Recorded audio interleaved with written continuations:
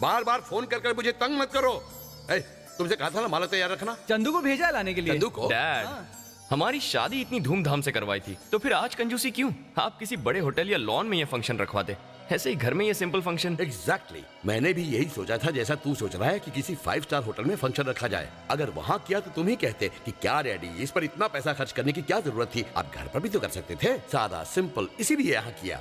Dad, agreement पूरा करके प्रिया आज अपने घर जाने वाली है, उसकी विदाई का फंक्शन है, धूमधाम से ही होना चाहिए।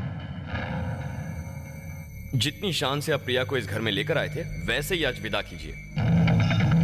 देख बेटे, आज तुम्हारी वेडिंग एनिवर्सरी है, तुम्हें खुश होना चाहिए। कहाँ तू उस 1 साल के एग्रीमेंट के चक्कर में पड़ा है? अरे फाड़ के फेंक दे उसे। आपने मजाक समझा, पर प्रिया के सिग्नेचर के साथ साथ आपके भी लेने चाहिए थे। आप इस एग्रीमेंट के बारे में पहले से जानते थे, अब आप पलट क्यों रहे हैं? नहीं, मैं उस फालतू के एग्रीमेंट के लिए इसलिए तैयार हो गया था कि प्रिया तुम्हें प्यार करना सिखाएगी। तुम मेरे पास आओगे और कहोगे कि डैड, प्रिया मुझे इसी जन्म में ही नहीं बल्कि अगले 7 जन्मों तक अपनी पत्नी के रूप में चाहिए। अब इन 7 जन्मों के फेरे में तुम्हारा ये एग्रीमेंट कहाँ से चला आया? अब तुम उसे वापस भेज रहे हो, ये तुम्हें क्या हो गया है?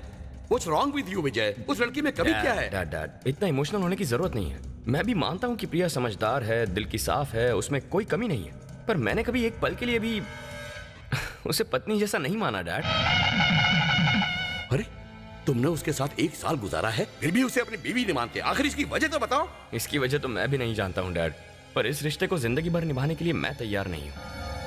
लोग झगड़ों की वजह से बीवी से अलग होते हैं, शक की बुनियाद पर अपनी बीवी को छोड़ते हैं, पर तुम अकेले हो जिसके पास अलग होने की कोई वजह नहीं है, और तुम्हारे जैसा दूसरा कोई होगा भी नहीं। देख विजय, 1 साल, पूरे 365 दिन और दिन के 24 घंटे, जिसके दिमाग में तुम्हारे अलावा किसी और आदमी का ख्याल भी न आया हो, उसे तुम जस्ट लाइक दैट कितनी आसानी से उसे घर से बाहर भेज देना चाहते हो?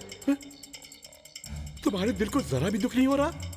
I don't have any feelings, Dad. हमारे एग्रीमेंट के मुताबिक प्रिया अपने घर जा रही है, इसमें मैं क्यों दुखी होने लगा? जिसमें फीलिंग ना हो वो मुर्दा होता है, डेड बॉडी जैसा। आज तुम्हें अपना बेटा कहते हुए मुझे शर्म आ रही है। पता नहीं मैंने क्या पाप किए होंगे जो तुम जैसा बेटा पैदा हुआ।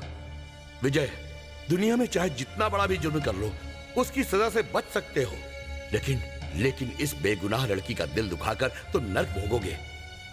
सिर्फ तुम ही नहीं, मैं भी, हमारा नामो निशान मिट जाएगा। देख विजय, इसे अपने घर से बाहर मत निकाल। मैं भीख मांगता हूं, मैं तुम्हारे पैर पड़ता हूं। डैड, ये आप क्या कर रहे हैं?